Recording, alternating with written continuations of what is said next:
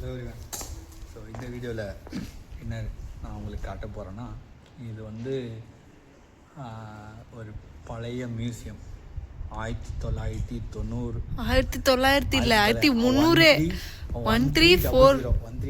1300களில் 100 வருஷத்துக்கு முன்னாடி இந்த மியூசியம் வந்து கட்டியிருக்காங்க. அது யார் கட்டினாங்கன்னா, பின்னாடி வர வீடியோவில் வந்து ஒருத்தர் சொல்லுவார், கில்ட் ஆஃப் கிறிஸ்ன்னு ஏதோ அதான் யாரோ ஒருத்தர் கட்டியிருக்காங்க. அதை கட்டுறதுக்கு அந்த காலத்து மியூசியம் எப்படி இருக்குமோ அதான் இங்கே வந்து சும்மா டூர் மாதிரி வந்து பார்க்க வந்தோம். உள்ள சர்ச் இருக்கு, உள்ள சர்ச், ப்ரீஸ்ட் தங்குறதுக்கு இடம், ப்ரீஸ்ட் தங்கினது. அதுக்கப்புறம் ஏதோ பேசினார். அது வந்து பின்னாடி நிறையா பார்த்தோம். நிறைய இங்கிலீஷை தான் பேசுவோம். நீங்கள் வந்து சப்டைட்டில் வச்சு ஆன் பண்ணி பார்த்துக்கோங்க. இங்கே வந்திருக்காரு பேசியிருக்காராம். அப்படியே வந்து அப்படிப்பட்ட ஒரு ஹிஸ்டாரிக்கல் பிளேஸ்க்கு நாங்கள் வந்திருக்கோம். ஆமாம், ஹிஸ்டாரிக்கல் பிளேஸ். இது வந்து இது 600 வருஷம் முன்னாடி கட்டினது. இவ்வளோ நாள் இங்கே தான் இருந்திருக்கோம், ஆனால் எங்களுக்கு தெரியல. இவ்வளோ தெரியாமல் இப்போ தான் வந்து வந்திருக்கோம். ரொம்ப ஹாப்பி. ஆமாம், ஒரு நல்லா பேசினார். அங்கே பாரு, ஸ்ட்ரேஞ்சர் திங்ஸில் வர கடிகாரம் மாதிரி இருக்கு.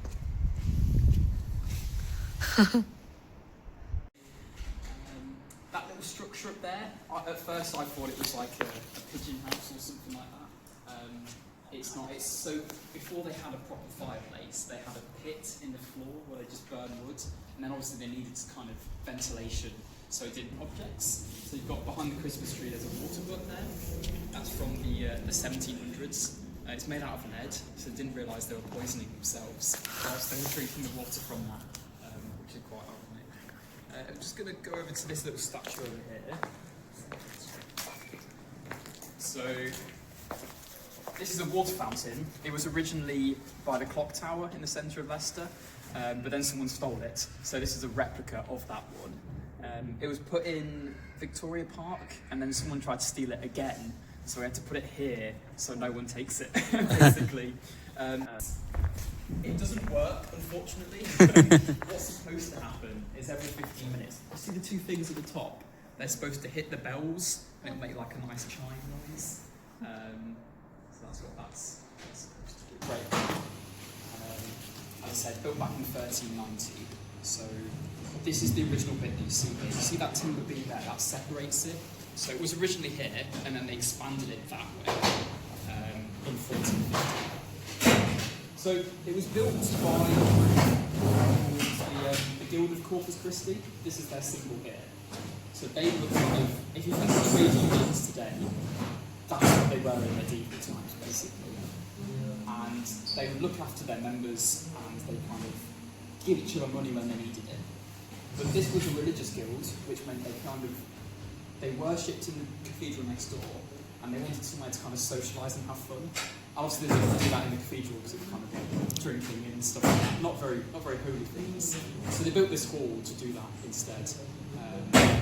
They were very wealthy people. The person in charge of the guild,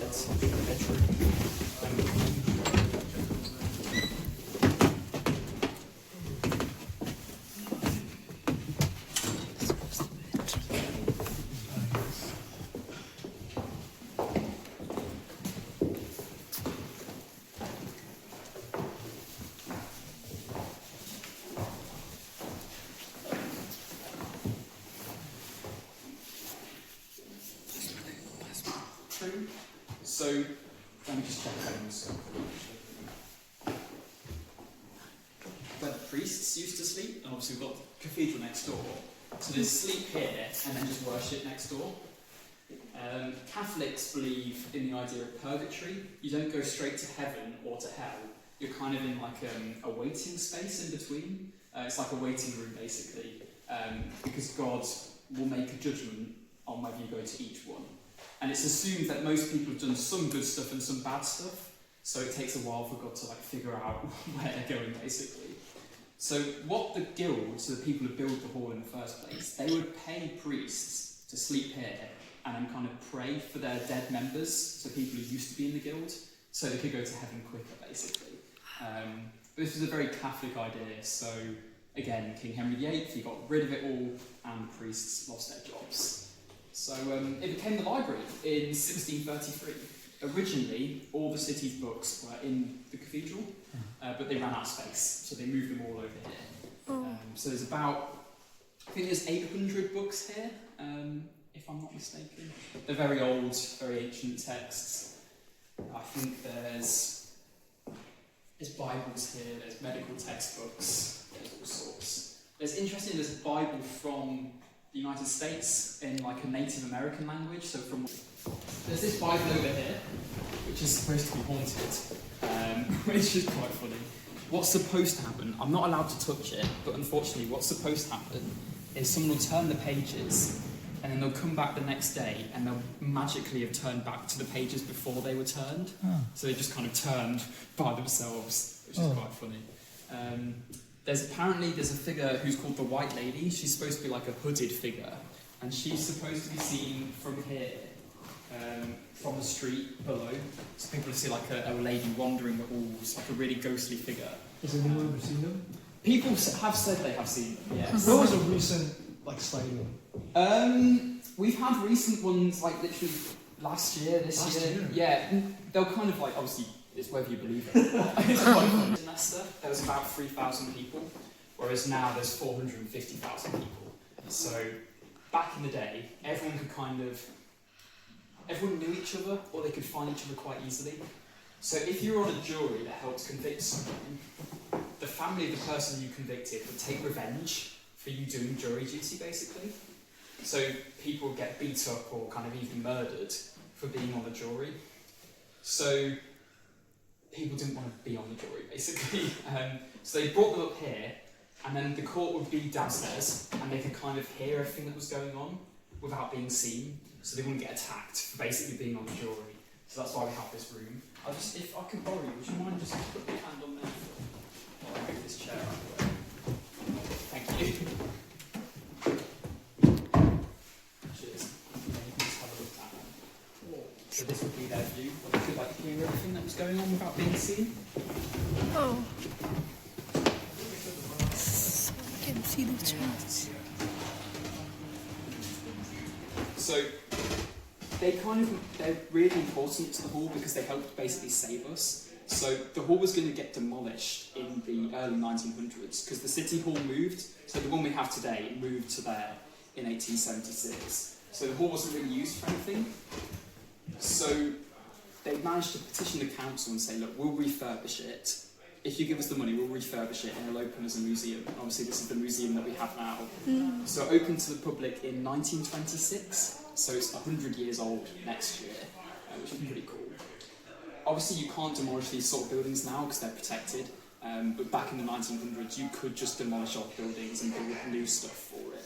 And people really wanted to do that to this building because it's right in the centre of Leicester. So you could get a lot of money for building houses or flats and things like that. So we're very lucky to still have it, and it's because of them. This is their meeting space that they have. They still exist as a group. They kind of document Leicester and Leicestershire's history, which is pretty cool.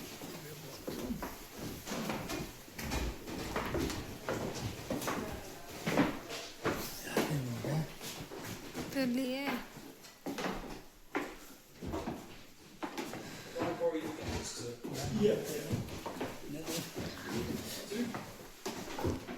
இது என்னது? அந்த காலத்துல எப்படி கட்டிருக்காங்க பாருங்க. ஹீட்டுக்காக என்ன? If you're ready to head downstairs, basically. Okay. It was renovated in 1637, and that's why you have a fancy fireplace. Obviously, it looks very impressive. And then you have the same. This is where the mayor would sit on this chair there. I don't think it looks particularly comfortable, to be honest. And also, unless you've got really short legs, your legs are just going to dangle past the seats. But it looks nice anyway. The most famous use of this room was during the Civil War. So this was in 1642, where Charles I had a disagreement with Parliament, basically over how much authority he had over the British people. And Parliament got together under Oliver Cromwell and kind of rebelled against him. Leicester didn't really know who to support. Leicester signed the death warrant and said, this is our revenge on you, basically. So yes, very grim period of Leicester history, but a very important one as well. So before we move on, I'm just going to talk to you about stained glass behind you. So this was kind of discovered in a chest of drawers in the 1920s, but it was in like fragments and pieces because the Guildhall wasn't in great state at that point. So they tried to put them back together. As you can see, some of them look really nice. I love this one especially, but some of them are kind of missing pieces, so they might look a bit odd. But they tried to put them back together again. If you look over here, can you see the white rose there? That kind of tells us when in history it's from, because they stopped using the white rose when Henry VII became king. They had the Tudor rose, which was the white rose and the red rose fused together. So it tells us the glass is probably from the 1400s, 1450s, 1460s. It's a really old stained glass. It's so important that when the Nazis bombed Leicester, they had to move the glass into the countryside to protect it, basically. Otherwise it might have been destroyed when the Nazis were bombing the city. So, yeah. We're going to move on. Yeah. We're going to go to the courtyard. This was added in Victorian times. So this was built in 1836, and it was Leicester's first police station. So this is where the police first had their base. Before the 1830s, there wasn't really a police force in the country. It was just kind of volunteers who would walk about the city with swords, looking for trouble. And because they were volunteers, they'd often cause trouble where there wasn't any because they were bored. So it wasn't a very efficient method of law enforcement. So Robert Peel, the Prime Minister, introduced the nation's first police force. And because the court was right there, he thought, I'll build a police station here. So this was the first police station. He hired 50 officers, and it didn't go so well. In the first year, there was 100 recorded assaults on the police officers. So because there was only 50 of them, you can assume all of them had some trouble. And by 1839, only 4 of the original 50 were still in their jobs because they just hated it so much. So it was a pretty rough start. Obviously, it's reformed and improved over time to what we have today. This building was also a primary school, briefly. So when the Nazis bombed Leicester, they bombed a lot of it was the northeast side of the city. They had lots of factories and things like that. So the Nazis wanted to kind of destroy them to help stop the war effort. They ended up bombing a primary school. So obviously the kids had nowhere to go to school. So they thought, we have a building here. Let's bring the kids to school here. So in World War II, kids went to school here. And this was when it was a public museum. So they were kind of going to school right next to a museum, which I think is pretty cool. Follow me, we're going to go to the prison cells now. If you want to have a look inside, we have someone there. Kaidi. Yes, he's a victim punishment. Victorian times. So that's him. James led. இந்த காலத்து prison பாருங்க மக்களே இப்படிதான் இருந்திருக்கு அந்த காலத்து prison. உள்ள யார் தாடி வச்சிட்டு இருக்கா? இவர்தான். So these were the holding cells. While say the police would arrest them, they put them here. Then they'd get put on trial, and then they'd go to the prison. Yeah, if it was in 1872, the government decided to ban all pubs from opening. Like the death penalty was banned in the 1960s, which is only 60-something years ago. So it shows that actually is quite recent. It was kind of normalised. People were used to it. People would go and watch someone get executed on a day out, which in today's standards is crazy to think about. Like, do they promote that or something? Like, Yeah, obviously it's too small, but what's supposed to happen is that lock supposed to come off, and then you can put your head in it like that. And people would throw stuff at you. It's just a punishment. அவ்வளோதான் மக்களே, video பார்த்தாச்சு. So வந்து நீங்களும் வந்து London வந்தீங்கன்னா குறிப்பாக இந்த இடத்துக்கு வந்து மெயினாக வாங்க. ஏன்னா இதுதான் ஓல்டஸ்ட் சிட்டி. ஏன்னா வந்து இங்கே தான் ஃபஸ்ட்டு யூகேலேயே சென்ட்ரான பிளேஸ் இது. இதை வந்து ஸ்டார்டிங்கில் தப்பாக சொல்லிருப்பாங்க. 1390 ஆரம்பித்து 1500 தான் அந்த பில்டிங்கை கட்சி முடிச்சிருக்காங்க. ஃபஸ்ட்டு மியூசியமாக இருந்திருக்கு, அதுக்கப்புறம் ப்ரிசன் இருந்திருக்கு. அது பேயில் ஒரு இடம் வந்து எப்படி பார்த்தோன்னா, இப்போ வந்து ஒருத்தவங்க அங்கே வந்து பேஜ் வந்து திருப்பி பைபிள், அங்கே ஒரு பைபிள் இருந்தது. அடுத்த நாள் வந்து பார்த்தா அந்த ஃபர்ஸ்ட் என்ன பேஜ்னோ அந்த பேஜுக்கே வந்துருமா, அப்படிலாம் சொன்னார். ரொம்ப ஆச்சரியமாக இருந்துச்சு. ஸோ நீங்களும் வந்து லண்டன் வந்தீங்கன்னா குறிப்பாக இந்த பிளேஸ்க்கு வாங்க, சும்மா ஃப்ரீயாகவே வந்துடலாம். ஃப்ரீ தான், காசுலாம் கிடையாது. இல்லை ஆனால் சூப்பர் இல்லை, இருந்துச்சுல உண்மையாலே நல்லா இருந்துச்சு. ஆமாம், ஏன்னா 1300களே அழகாக ஃபேமிலிஸோட வரலாம், ஃப்ரெண்ட்ஸோட வரலாம். நீங்கள் லண்டனில் மெயினாக இருந்தீங்கன்னா இந்த இடத்துக்கு வந்து மெயினாக வந்து ஜாலியாக பார்த்துட்டு போங்க. ஓகே, உங்களுக்கு இந்த வீடியோ பிடிச்சிருந்தா மறக்காமல் லைக் பண்ணுங்கள், கமெண்ட் பண்ணுங்கள், ஷேர் பண்ணுங்கள். அடுத்த வீடியோவில் பார்ப்போம். பாய்.